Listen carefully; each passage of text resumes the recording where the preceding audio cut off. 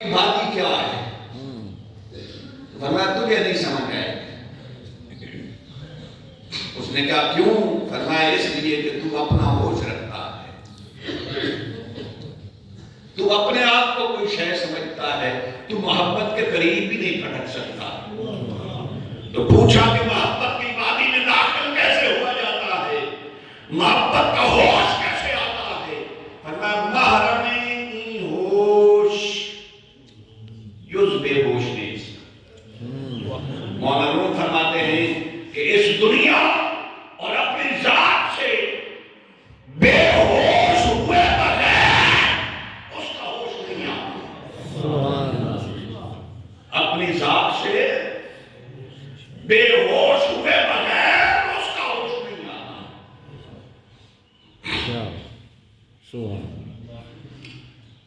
شیخ ابو طالب مکی رحمت اللہ تعالی علیہ آقا علیہ السلام کی امت کے بہت بڑے ولی ہوئے ہیں. ان کی تصوف کی کتاب ہے قوت القلوب. اس میں وہ حضرت یوسف علیہ السلام اور حضرت زلیخا کا واقعہ نقل کرتے ہیں. وہ واقعہ نہیں جو آپ نے اکثر علماء سے سن رکھا ہے، نہیں، آپ نے سن رکھا نکاح سے پہلے کا سارا واقعہ.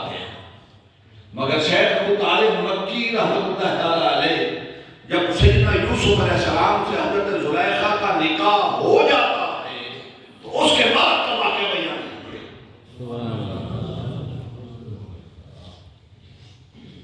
اور یہ واقعہ بیان کرتے ہوئے حضرت شیخ ابو طالب مکی بڑی خوبصورت بات بیان فرماتے ہیں. وہ فرماتے ہیں کہ نکاح سے پہلے زلیخا کا عشق اور محبت کامل ہی نہیں ہوا. یہ کچی محبت تھی، نفس پرستی تھی، ہوس پرستی تھی. شادی ہو گئی، اب جا کے ہوش آیا کہ تقاضا کیا تھا یوسف سے محبت کا. یہ بات بیان کرتے شیخ ابو طالب مکی رحمۃ اللہ تعالی علیہ بیان فرماتے ہیں کہ یوسف علیہ السلام نے کئی بار اس بات کو ابصر کیا. زلیخا کا نکاح ہوا تو بالآخر یوسف علیہ السلام سے دور ہونا شروع ہو گئی. کیا؟ یوسف علیہ السلام سے دور ہونا شروع ہو گئی. مصلی بچھا لیا، تھوڑا تھوڑا پیچھے ہٹتی. اب اس کیفیت میں پہنچ گئی کہ مصلی سے اٹھتی نہیں، نہ یوسف علیہ السلام کا خیال، نہ ان کی خدمت کا خیال، ان سے بول چال ختم. اللہ کے نبی تھے، یہ بات سمجھتے تو تھے مگر ہمارے سمجھانے کے لیے پوچھا. ایک دن زلیخا سے فرمایا کہ زلیخا اتنے دن ہو گئے، اچھا کبھی یہ وقت تھا مجھ سے نکاح سے پہلے کہ تیرا کام ہی مجھے تکنا تھا. بات سمجھ رہے ہیں؟ تیرا کام ہی مجھے تکنا تھا، مجھے تکتی نہیں تھی. اب خدمت کیا تکنے سے بھی گئی.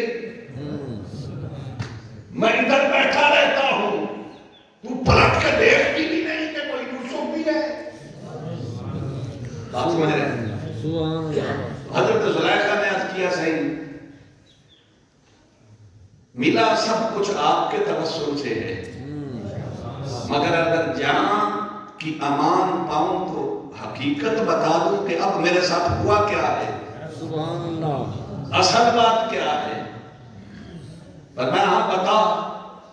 کہنے لگی جی جب تک نکاح نہیں ہوا تھا تب تک یوسف سے سونا دیکھا کوئی نہیں تھا. جب تک آپ سے نکاح نہیں ہوا تھا نا تب تک یوسف سے سونا دیکھا نہیں تھا. اب جب آپ کی صحبت اور معیت نصیب ہوئی تو ایسا پردے ہٹنے شروع ہوئے.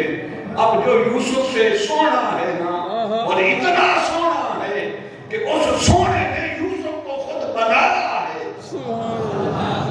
اب ادھر سے نکاح ہٹی تو میں نے کہا دیکھوں تو صحیح وہ کتنا سونا ہوگا جس نے یوسف کو بنایا.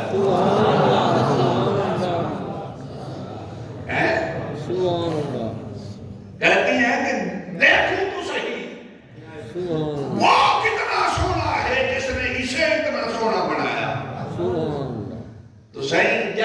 ادھر نگاہ لگی ہے نا، اب ادھر سے ہٹے تو ادھر تک سبحان اللہ، کیا کہ اب ادھر سے ہٹے تو آپ کو دیکھیں